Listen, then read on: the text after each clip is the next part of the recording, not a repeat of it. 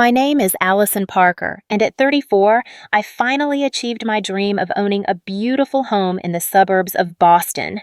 After years as a tech executive, I saved enough for the $2 million property that represented everything I had worked for. What should have been the happiest day of my life turned into a nightmare when my sister Rachel made a shocking announcement during my housewarming party that left everyone stunned, including me. Before I continue with my story, let me know where you are watching from in the comments below. And if you enjoy family drama, hit that subscribe button for more stories like mine. Growing up in a middle-class neighborhood in Boston, my family was relatively normal on the surface.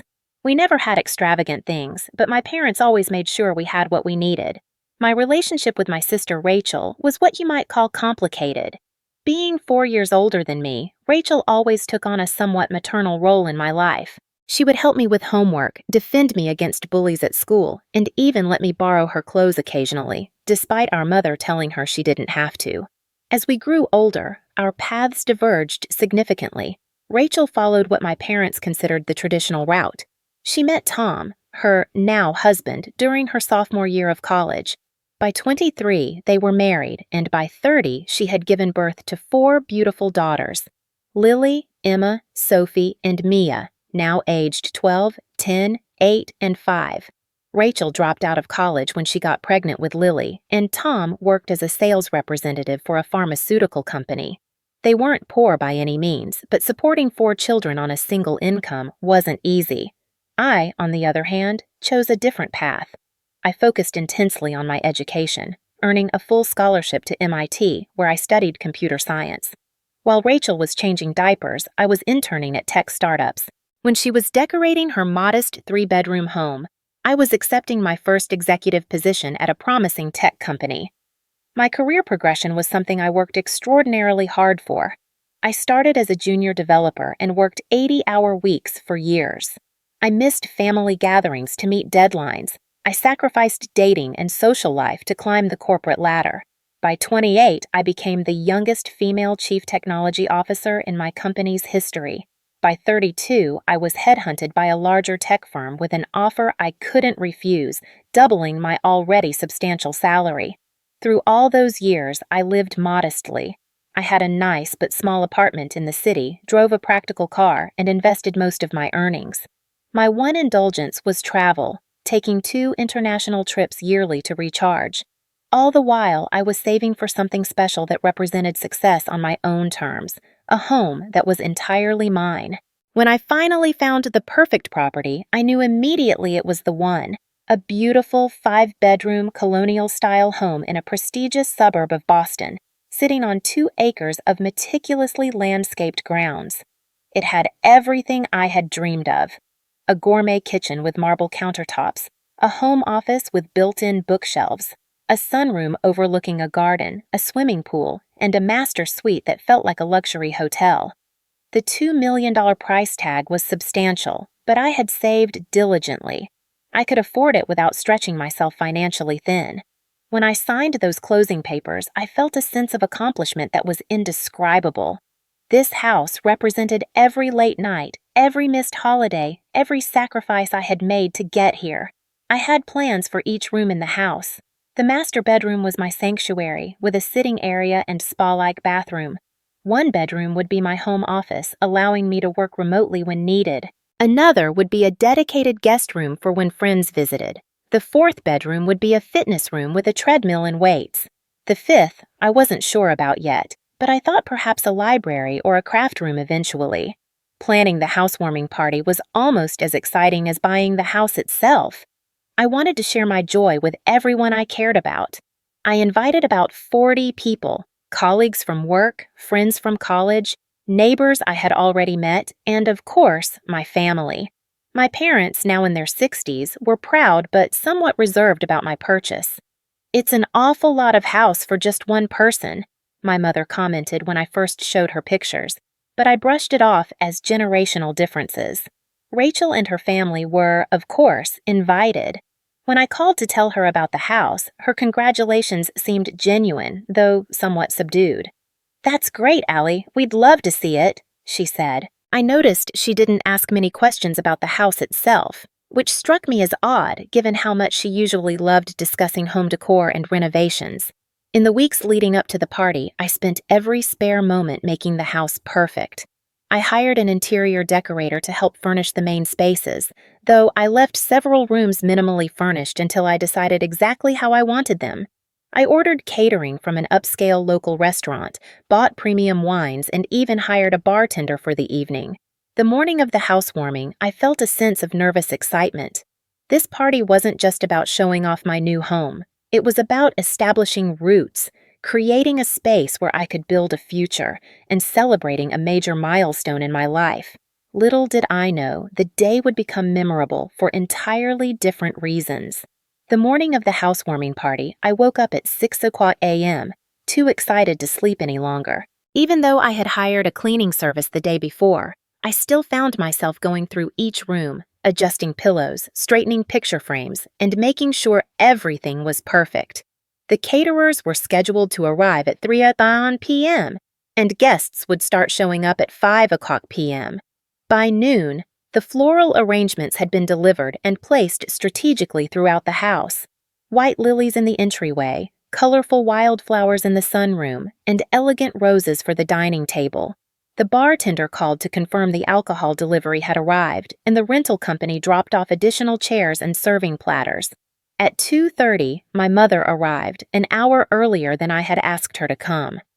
"I thought you might need help," she said, though I had everything under control. As I gave her a tour of the fully furnished rooms, I noticed her eyes lingering on the empty spaces. "What are you going to do with all these bedrooms?" she asked, standing in the doorway of what would eventually be my home gym, currently containing only a yoga mat and a few free weights. "I have plans for each one," I explained. "This will be a home gym. That one's my office. The blue room is for guests." She nodded absently. "It just seems like a lot of wasted space for one person. Your sister could really use this much room with the girls growing up." I changed the subject, asking her to help arrange the serving platters in the kitchen while the caterers began setting up. I was used to these subtle comparisons and had learned to let them roll off my back. By 5 o'clock p.m., the first guests began to arrive. My colleague Jason and his wife brought a beautiful houseplant as a gift. My college roommate, Stephanie, drove in from New Hampshire, marveling at the winding driveway and elegant facade of the house. "You've done so well for yourself, Allison," she said, giving me a tight hug. More guests filtered in over the next hour. My father arrived, giving me a proud smile and a rare hug. "The house is beautiful, sweetheart," he said simply before heading to the bar for a scotch. Neighbors I had met briefly during the moving process came bearing bottles of wine and small housewarming gifts. By 6:30, the house was buzzing with conversation and laughter. The caterers circulated with trays of appetizers, the bartender was busy mixing drinks, and everyone seemed to be having a wonderful time. I had just finished showing a group of colleagues the backyard and pool area when I checked my watch, realizing Rachel and her family still hadn't arrived. I texted her, "Everything okay? Party started an hour ago." Her response came quickly. "Running late. Tom had to finish something for work. Be there soon." At 7 o'clock p.m., just as I was considering starting dinner without them, the doorbell rang. I opened it to find Rachel, Tom, and their 4 daughters on my doorstep. Rachel looked stressed, her hair hastily pulled back, wearing a dress that seemed thrown on at the last minute. Tom stood behind her with a tight smile, holding a gift bag. The girls, by contrast, were bursting with energy. "Sorry we're late," Rachel said, giving me a quick hug. The girls were excited and took forever to get ready.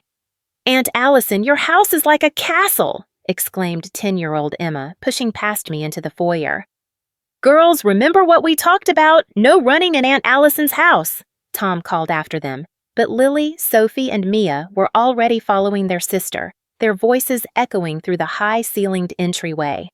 I led Rachel and Tom to the backyard, where most of the guests were gathered. Rachel seemed distracted, her eyes darting around, taking in every detail of the house. Tom made polite conversation with my colleagues, but I noticed he kept glancing at Rachel with a concerned expression. "Would you like a tour?" I offered. "Absolutely," Rachel replied quickly. "The girls are probably exploring already anyway." As I led them through the house, Rachel's comments became increasingly pointed. In the gourmet kitchen, "This is bigger than our entire first floor." In the master bedroom, "Your closet could fit our girls' bunk beds." In one of the empty bedrooms, "This would be perfect for the twins. They've been sharing a room that's half this size." I noticed Tom growing increasingly uncomfortable with each comment. When we reached my home office, Rachel lingered, running her hand over the custom-built desk. "You know, this room gets the best afternoon light. It would make a wonderful playroom." "Rachel," Tom said quietly, a warning in his tone. She ignored him, moving to the window. "And it's right next to what could be the girls' bedroom. Perfect setup, really." Something in her tone made me uneasy. I guided them back downstairs where dinner was about to be served. The caterers had set up a buffet in the dining room, and guests were beginning to fill their plates. I noticed my mother had corralled Rachel's daughters, helping them with their food.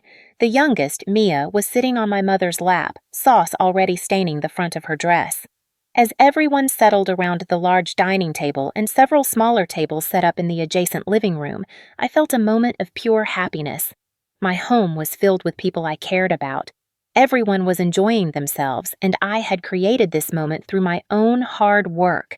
If only that feeling could have lasted. Once everyone was seated with their food, I stood up at the head of the dining table, champagne glass in hand. The conversation gradually quieted as guests turned their attention to me. "I want to thank you all for coming tonight," I began, feeling a warm glow of accomplishment. "This house represents years of hard work and dreams, and having you all here to share it with me means everything. Cheers to new beginnings and good friends to share them with." Glasses clinked around the table as people smiled and took sips of their drinks. Just as I was about to sit down, Rachel abruptly stood up from her seat across the table. Her chair scraped loudly against the hardwood floor, causing several guests to wince. "Since we're making announcements," she said, her voice carrying across the now silent room, "I have some exciting news of my own to share." Tom's head snapped up, his expression a mixture of alarm and resignation. My mother, still holding little Mia, leaned forward with interest. Rachel took a deep breath, a strange smile forming on her face. "Tom and I have decided to make a big change. We're selling our house." A murmur of surprise rippled through the room. I felt confused, but also relieved that her announcement wasn't something more dramatic. "Congratulations," I said. "Are you moving to a different neighborhood?" Rachel's smile widened as she looked directly at me. "Not exactly. We're moving in here with you." The glass nearly slipped from my hand. "What?" "We're moving in with you," she repeated, louder this time. "The girls need more space, and you have all these empty rooms. It just makes sense." The room fell into a stunned silence. I stared at my sister, certain this must be some kind of bizarre joke, but her expression remained determined, almost defiant.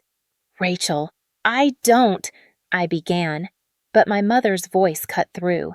"Isn't it wonderful?" she beamed, bouncing Mia on her knee. "The girls will have so much more room to grow, and Allison won't be rattling around in this big house all by herself." Several guests, mostly family friends who had known us since childhood, started nodding and smiling. Someone even began to clap, and to my horror, others joined in. The applause spread around the table like a wave, punctuated by congratulatory murmurs. "That's so generous of you, Allison," said my mother's friend, Susan. "Family taking care of family, that's what it's all about," added my father's golf buddy, raising his glass in a toast. I stood frozen, champagne glass still in hand, as the reality of what was happening washed over me. My sister had just announced she was moving into my house without ever discussing it with me, and somehow I was being congratulated for it. Rachel's daughters caught the excitement of the adults around them. "We're going to live here?" Lily asked, her 12-year-old eyes wide with wonder. "Yes, sweetie," Rachel confirmed. "And Allison has all this extra space, and she wants to share it with us." "I get my own room," shouted Sophie, the 8-year-old, jumping up from her seat. "Girls, settle down," Tom said quietly, but the damage was done. The children's excitement was palpable, adding another layer of complication to the already bewildering situation. My mother set Mia down and stood up. "Let's talk about the arrangements," she said, as if this was a done deal.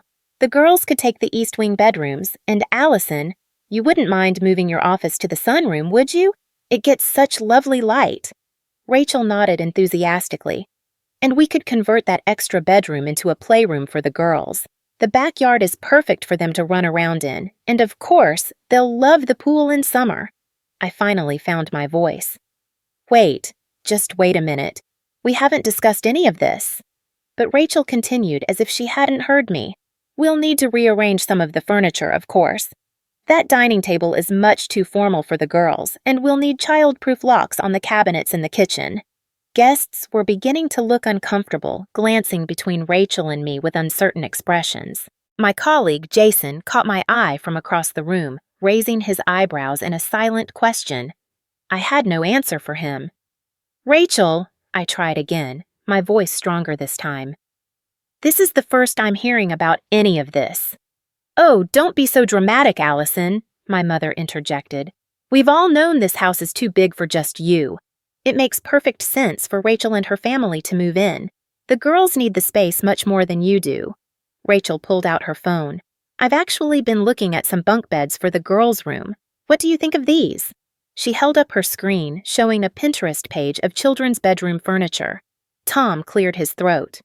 Maybe we should discuss this privately, he suggested, looking increasingly uncomfortable. There's nothing to discuss, my mother declared. Family helps family. That's how we raised you girls. The party atmosphere had completely evaporated. Some guests were engaged in awkward small talk, while others were clearly eavesdropping on our family drama. My carefully planned housewarming had derailed spectacularly. Let me show you which bedroom I want, Emma announced, grabbing her younger sister's hand and pulling her toward the stairs. Girls, wait! I called after them, but they were already halfway up the staircase, their excited footsteps echoing through my new home. Rachel turned to follow them. Come on, I'll show you the layout I'm thinking of. The twins can share the blue room, and Lily deserves her own space now that she's almost a teenager. As they disappeared upstairs, I stood in my dining room, surrounded by guests and half-eaten meals, feeling as though I had stepped into someone else's life.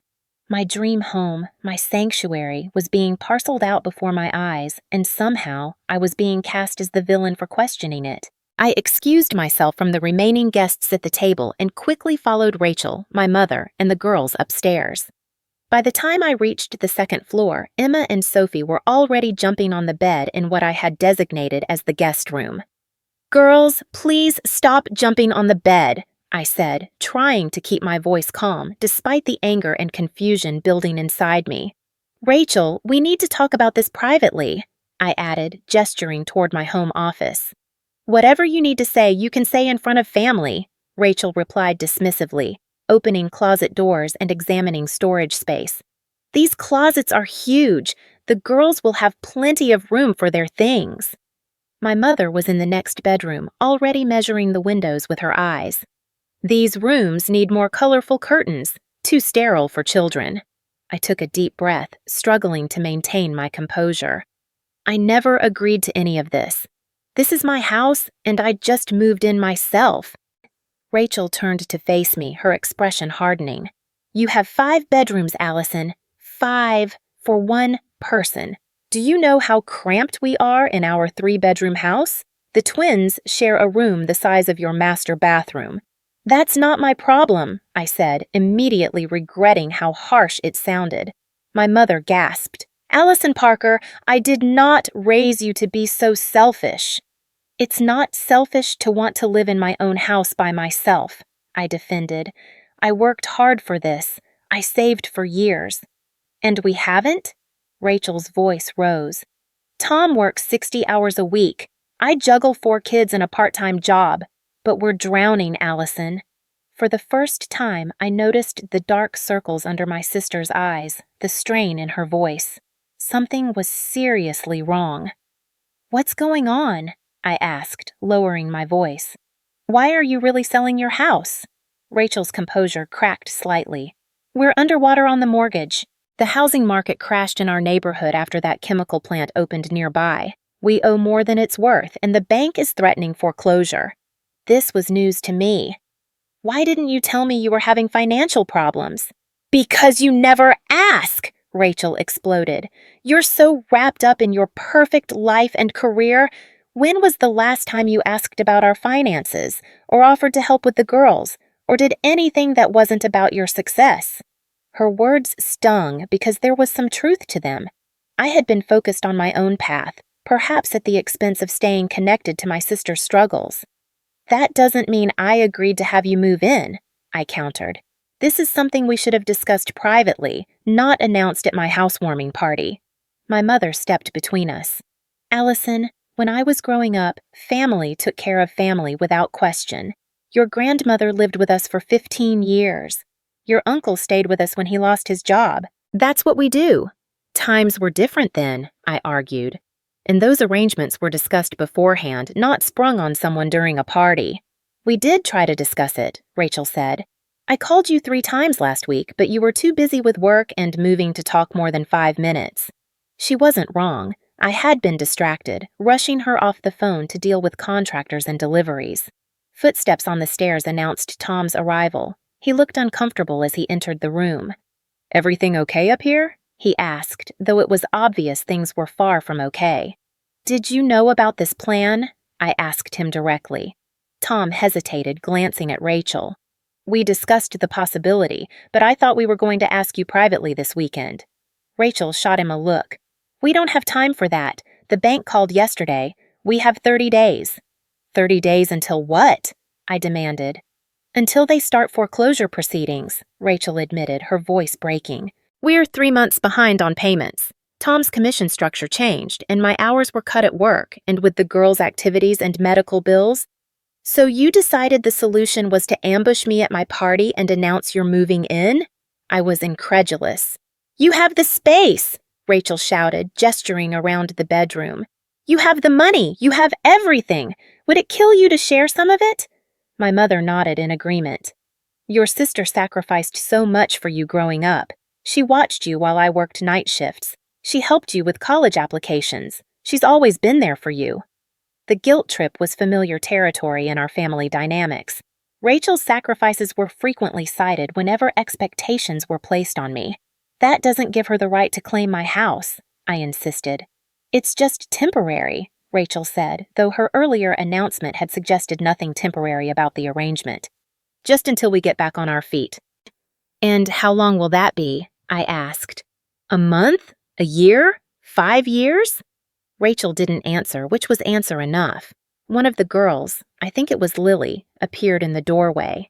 "Mom, can I have the room with the window seat?" Before Rachel could answer, I interjected. "No one is getting any rooms because no one is moving in without my agreement." Lily's face fell, and I immediately felt terrible. None of this was the children's fault. "Now you're making the girls cry," my mother accused. "Is your precious privacy worth hurting your nieces?" The conversation was spiraling out of control. Downstairs, I could hear the murmur of guests, some probably wondering where their hostess had disappeared to. "Rachel, this isn't just about space," I tried to explain. "This is about boundaries and respect. You should have talked to me privately instead of putting me on the spot in front of everyone." "We don't have time for your boundaries," Rachel snapped. "We need a solution now." Tom finally spoke up. "Rachel, Allison's right. We should have discussed this with her first." Rachel whirled on him. "Whose side are you on? Do you want to see your daughters homeless?" "Of course not," he said quietly.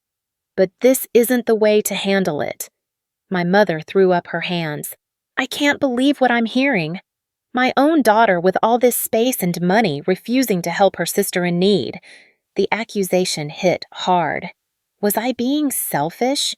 Would it really be so terrible to share my home with my sister's family, at least temporarily? But then I remembered all the times in the past when temporary arrangements with Rachel had stretched indefinitely, all the times my boundaries had been crossed with the excuse of family obligation. "I never said I wouldn't help," I clarified. "But moving in together is not the only solution, and it's not one I'm comfortable with." Rachel laughed bitterly. "Of course you're not comfortable with it. Heaven forbid your perfect life be disrupted by children and chaos." "That's not fair," I began, but she cut me off. "You know what's not fair? That you have all this," she gestured around the spacious bedroom, "while my children are crammed into rooms the size of closets. That you take luxury vacations while we can barely afford a day at the beach. That you get to focus on your career while I had to give up college to raise a family. There it was, the long, simmering resentment that had always lingered beneath the surface of our relationship. This wasn't just about housing. It was about the different paths our lives had taken and the comparisons that had been made along the way. I worked hard for what I have, I said quietly. I made different choices. You think I don't work hard? Rachel's voice rose again. Try raising 4 children. Try keeping a household together on a shrinking budget. I never said that, I defended. But your choices are not my responsibility. See, as soon as the words left my mouth, I knew I had crossed a line. Rachel's face flushed with anger. My choices? You think my children were just choices I made to inconvenience you? They're family, Allison. Your family. I didn't mean it like that, I backpedaled. Yes, you did, Rachel insisted. You've always thought you were better than me because you chose career over family. Well, not all of us had that luxury. The conversation had veered far from the original issue of them moving in, dredging up decades of complicated feelings between us. I needed to regain control of the situation. This isn't productive, I said. Let's go back downstairs, enjoy the rest of the party, and discuss this tomorrow when we've all calmed down. There's nothing to discuss, Rachel declared. We've already started packing. The realtor is coming on Monday to list our house.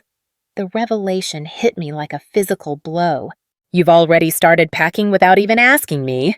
We knew you'd say yes, my mother interjected, because that's what family does. I looked from my mother to my sister, finally seeing clearly the pattern that had defined our relationship for years. The assumption that my needs were secondary, that my boundaries could be crossed in the name of family obligation, that my success meant I owed them whatever they asked for. In that moment, something shifted inside me. A lifetime of acquiescing to keep the peace gave way to a determination to stand my ground. As we stood in the upstairs hallway of my new home, the tension so thick it felt hard to breathe, Rachel suddenly crumpled onto the edge of the bed. Her shoulders began to shake as she covered her face with her hands. You don't understand how bad things are, she said through her tears. We're drowning, Allison, completely drowning. Despite my anger, my heart ached seeing my sister break down. Tom moved to sit beside her, placing a tentative hand on her back. The truth is, he said quietly, meeting my eyes, we're not just behind on the mortgage. We've maxed out our credit cards. We've got medical debt from when Sophie broke her arm last year, and our insurance didn't cover all the specialists. Rachel's car needs transmission work we can't afford. My mother sat on Rachel's other side, putting an arm around her. They've been struggling for years, Allison. Too proud to ask for help until now. I leaned against the doorframe, feeling the weight of their expectations pressing down on me. Why didn't you come to me sooner, before things got this desperate? Rachel looked up, her face streaked with mascara. Because you're my little sister.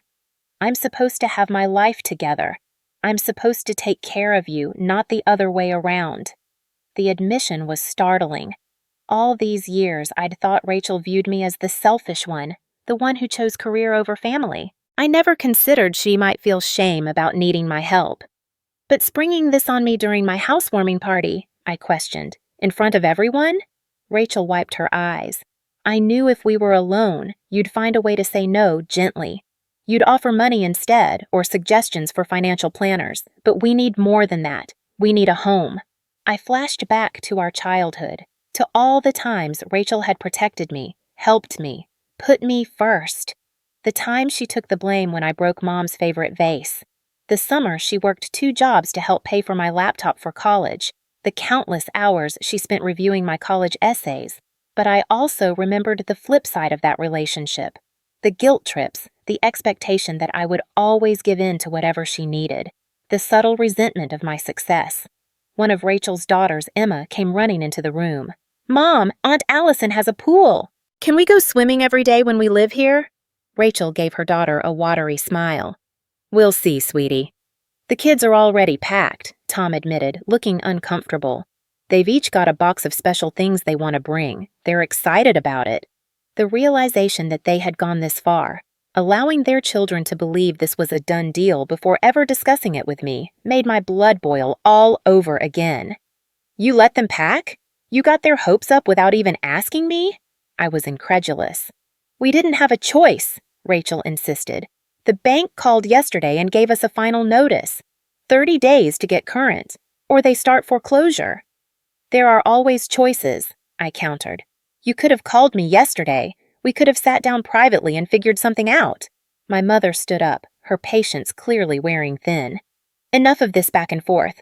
I've already told the family you're taking them in. Your cousin Brenda thinks it's wonderfully generous of you. You told the extended family? I couldn't believe what I was hearing.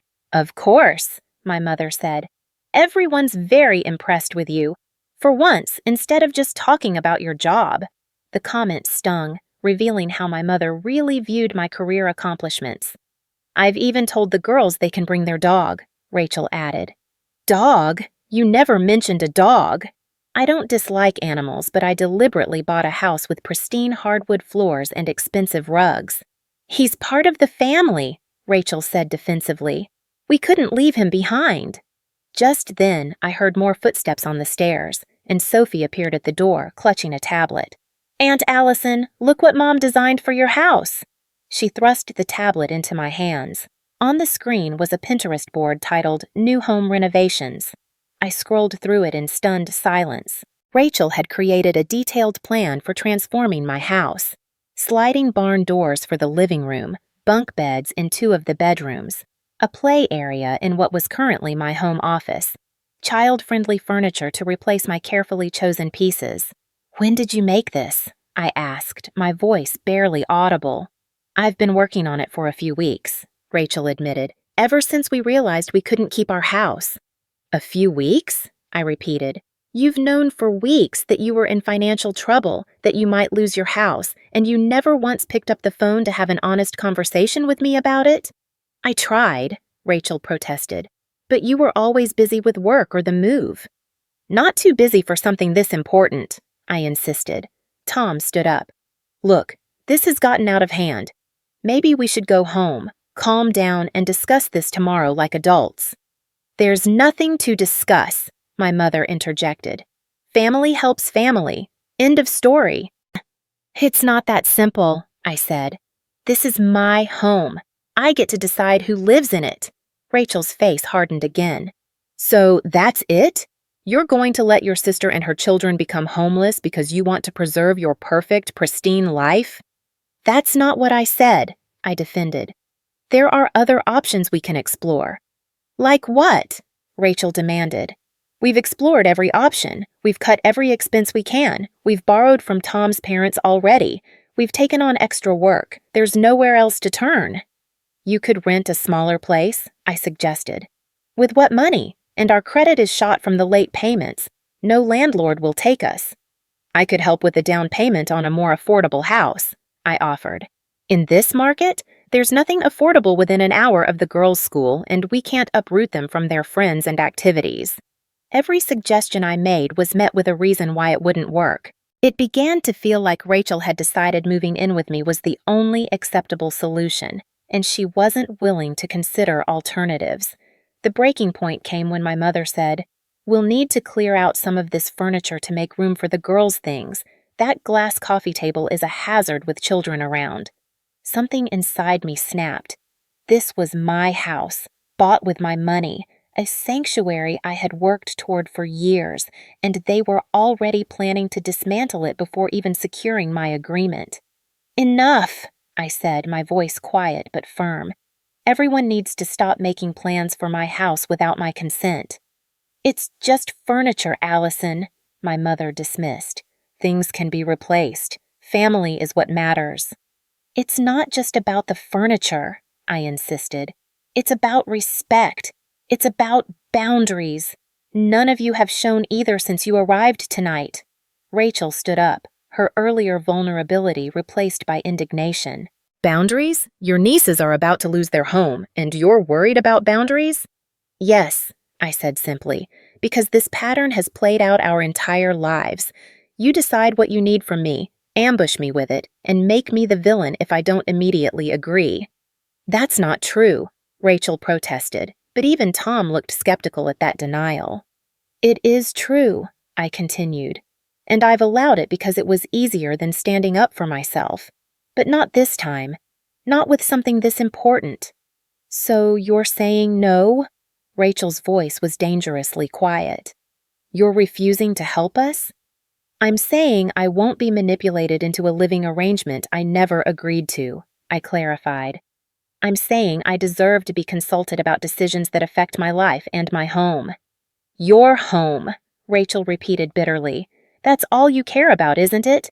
Your precious home and your precious privacy. That's not fair, I began, but she cut me off. What's not fair is that my children might be homeless while their aunt has 4 empty bedrooms in her mansion. The accusation hung in the air between us.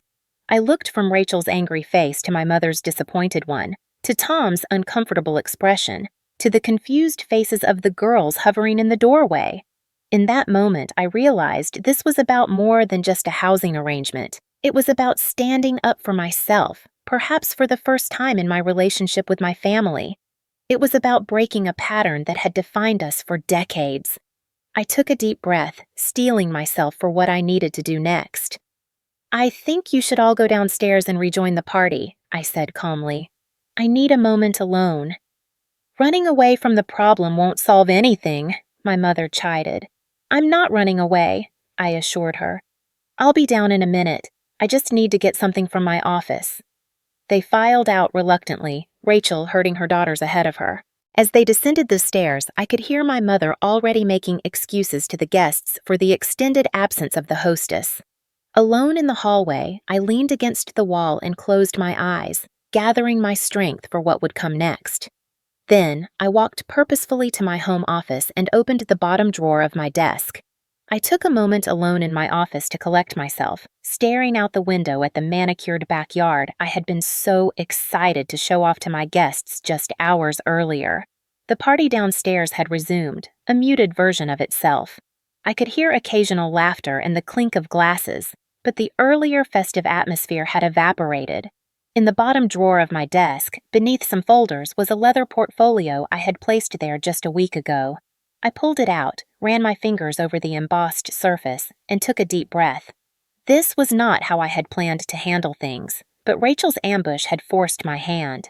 I tucked the portfolio under my arm and headed downstairs, straightening my shoulders and lifting my chin.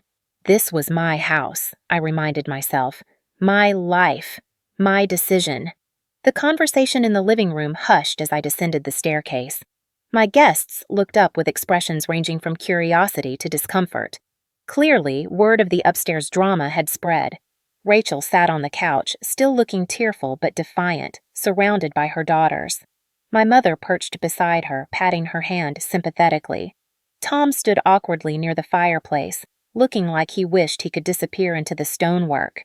I walked to the center of the room, setting the portfolio on the coffee table. I want to thank everyone for their patience, I began, addressing the entire group. Family discussions can sometimes get emotional, as I'm sure you all understand. A few uncomfortable chuckles rippled through the room. My colleague Jason caught my eye and raised his glass slightly in a gesture of solidarity. Since this has become an impromptu family meeting, I continued, I want to thank you all for being witnesses to what I'm about to share. Rachel frowned, confusion replacing some of the anger on her face. What are you talking about?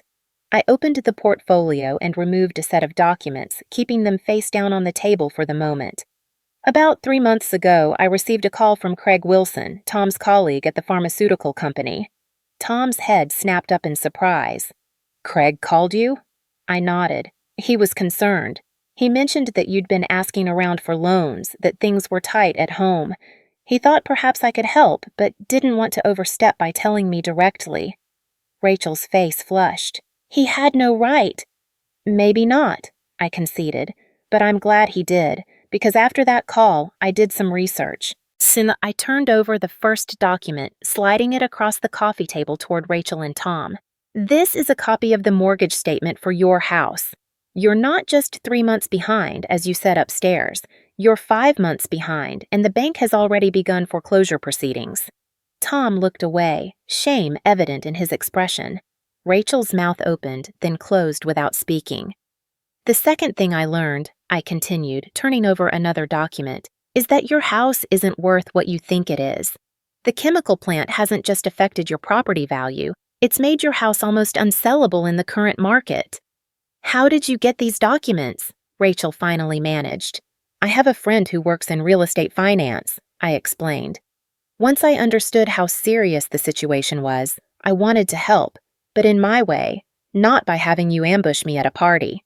I turned over a third document, this one bearing the letterhead of my attorney. So, 3 weeks ago, I purchased your mortgage debt from the bank. A stunned silence fell over the room. Even the guests who had been pretending not to eavesdrop were now openly watching the drama unfold. You what? Rachel whispered. I bought your mortgage, I repeated. The bank was happy to sell the debt to avoid a messy foreclosure. I now hold the lien on your house. My mother's eyes widened. You own their house? In a manner of speaking, yes. I kept my voice calm and even. I was planning to tell you this weekend, privately. I was going to offer you a solution that respected everyone's needs and boundaries. Tom stepped forward, his expression a mixture of confusion and cautious hope.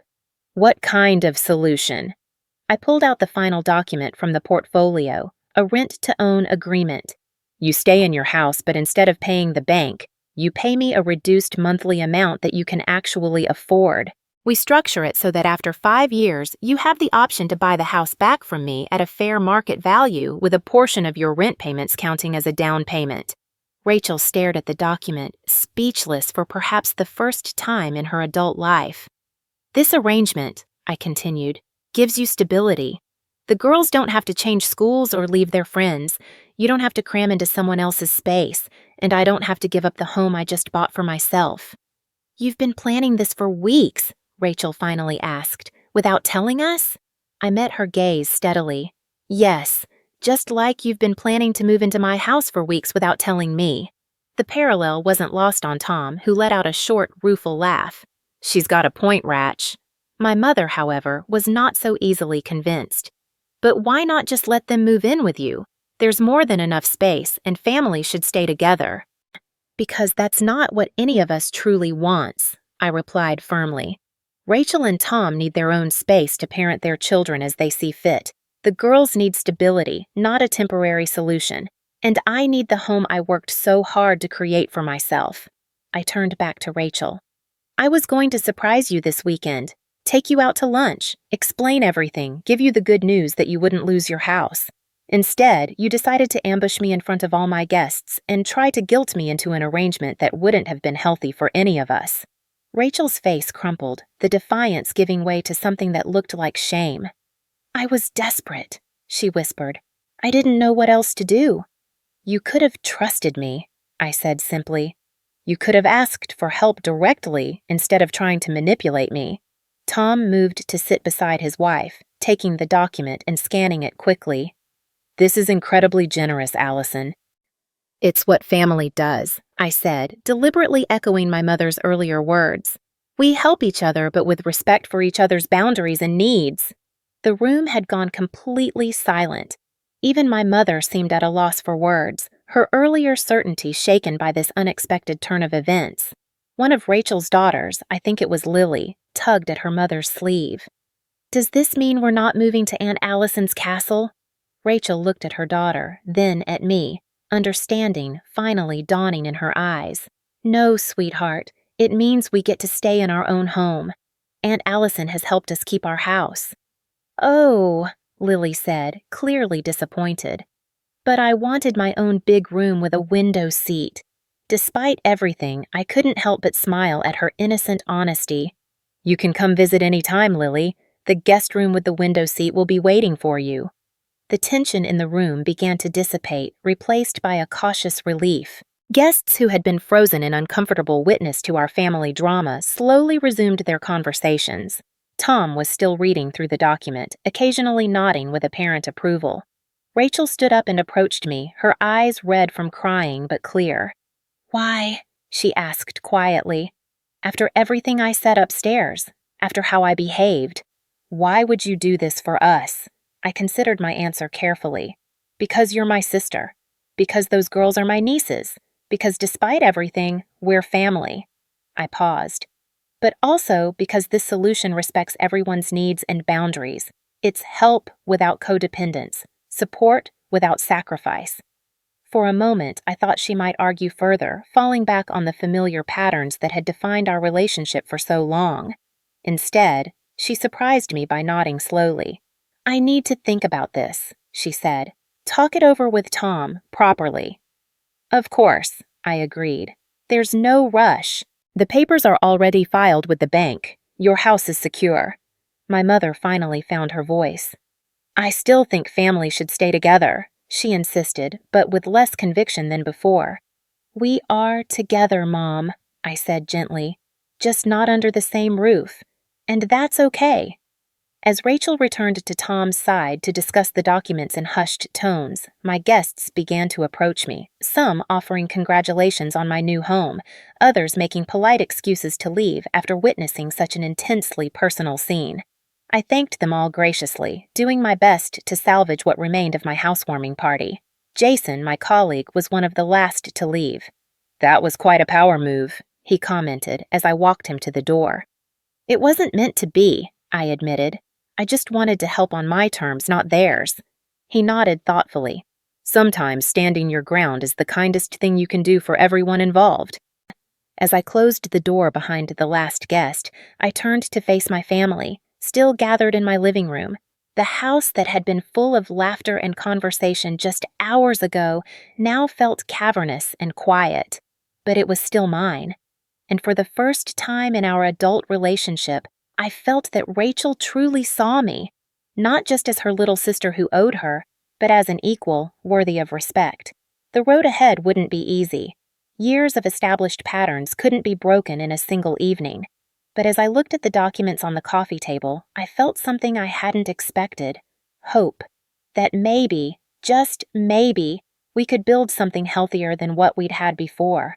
After the last guest departed, I found myself alone in my new home.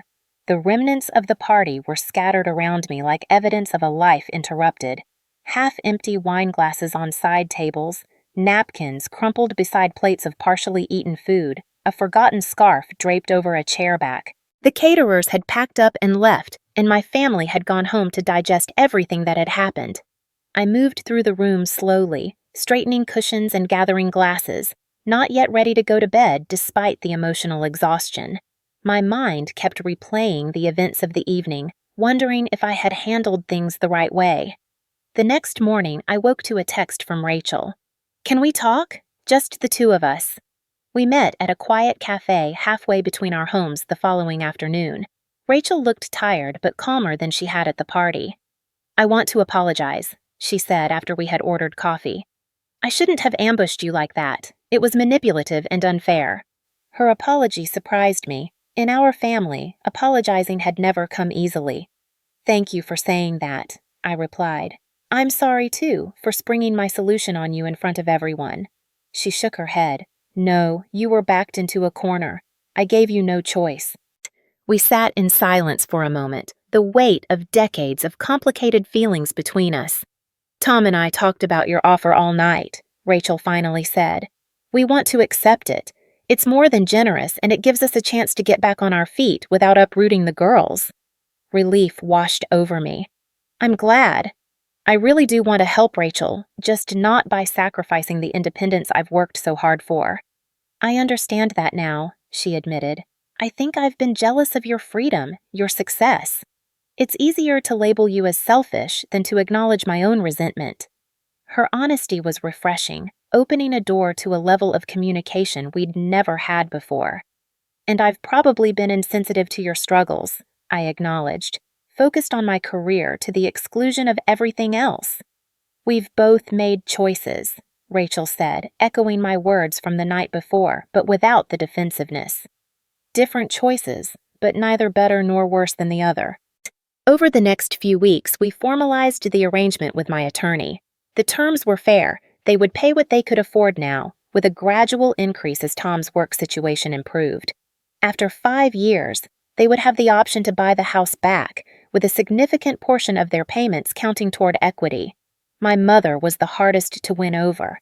She still believed that families should live together, share resources without question. In my day, we didn't need all these legal documents and boundaries, she complained during a family dinner. Times change, Mom, I said gently. This arrangement gives everyone what they need: dignity, independence, and security. Slowly, reluctantly, she came to accept that this was how it would be, especially when she saw how Rachel and Tom's relationship improved once the immediate financial pressure was lifted. I began therapy around this time, working through the complex feelings of guilt and obligation that had shaped so much of my relationship with my family. My therapist helped me see that establishing boundaries wasn't selfish. It was necessary for healthy relationships. You can love someone deeply and still need your own space, she reminded me during one session. Boundaries aren't walls, they're bridges that allow us to connect safely. 3 months after the disastrous housewarming, I invited Rachel and her family for dinner at my home. This time, the visit was relaxed, without ulterior motives or hidden agendas. The girls explored the house with my permission, and yes, they even got to swim in the pool. "Your aunt's house is pretty cool, huh?" I overheard Tom saying to Emma as they looked out at the backyard. "Yeah," she agreed. "But I like our house too. I have all my friends there." Their simple exchange confirmed what I had believed all along, that what the girls really needed wasn't more square footage, but stability and security in the home they already loved. Rachel and I developed a new tradition: monthly sister dinners, just the two of us, alternating between our homes. During these dinners, we talked openly about things we'd never discussed before: our hopes, fears, regrets, and dreams. I learned about her struggles with motherhood, her abandoned aspirations for a career in interior design. She learned about my loneliness sometimes, my questions about whether I'd focused too much on career at the expense of building a family of my own. "It's never too late," she told me during one such dinner, 6 months after the housewarming. "Look at us, rebuilding our relationship after years of miscommunication. Some things are worth the wait." The relationship with my nieces blossomed in unexpected ways. With the pressure off, I found I genuinely enjoyed spending time with them. Lily, with her artistic talent, often came over to paint in my sunroom. Sophie, the athlete of the family, loved swimming in my pool. I became the aunt I had always wanted to be, not burdened by obligation but connected through genuine affection. As for my dream home, it remained my sanctuary, but I learned to share it in ways that felt good to me. I hosted family dinners once a month. I invited the girls for occasional sleepovers in the guest room with the window seat that had so captivated Lily.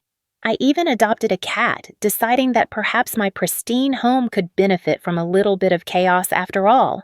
A year after the fateful housewarming party, we gathered again in my home, a much smaller group this time, just family. As we sat around the dining table, Rachel raised her glass in a toast. "To Allison," she said, "who taught us that sometimes the most loving thing you can do is set a boundary." I smiled, feeling a sense of peace I hadn't known was possible in my family relationships. "And to new beginnings," I added. "It's never too late to change the patterns of the past." Later that evening, as I stood in my kitchen loading the dishwasher, my mother approached me. She had been quieter than usual during dinner, observant rather than directive. "You know," she said, leaning against the counter, "I was wrong that night." I paused, a plate in midair. "About what?" "About family always needing to live together, share everything," she sighed. "Your way turned out better for everyone. Rachel and Tom have their dignity and independence. The girls have stability, and you have your beautiful home, just as you deserve." Coming from my mother, this was nothing short of revolutionary. I set down the plate and turned to face her fully. "Thank you for saying that, Mom. It means a lot." She nodded, looking around my kitchen with new eyes. "You've created something beautiful here, Allison. Not just this house, but this new way for our family to support each other while respecting each other's space." As she left that night, she hugged me tighter than usual. "I'm proud of you," she whispered, words I had waited a lifetime to hear. The journey wasn't over, of course. Old patterns had a way of reasserting themselves in moments of stress or crisis, but we had laid a new foundation. one built on mutual respect rather than obligation and guilt. My home remained my sanctuary, the physical manifestation of all I had worked for, but I came to understand that true security wasn't found in square footage or property deeds. It was found in relationships where love and respect coexisted, where helping didn't mean sacrificing self, where family bonds were strengthened by healthy boundaries rather than weakened by resentment. Standing on my back porch that night, watching the stars appear one by one above my beautiful yard, I felt a sense of completion that had nothing to do with material possessions. I had not only claimed physical space for myself in this world, but emotional space as well, the right to define my own life, even within the complex web of family relationships. What's your experience with family boundaries? Have you ever had to stand your ground even when it was difficult? Share your thoughts in the comments below. If this story resonated with you, please like and subscribe for more real-life lessons. And remember, sometimes the most loving thing you can do, both for yourself and others, is to clearly define where you end and they begin. Thank you for listening to my story today.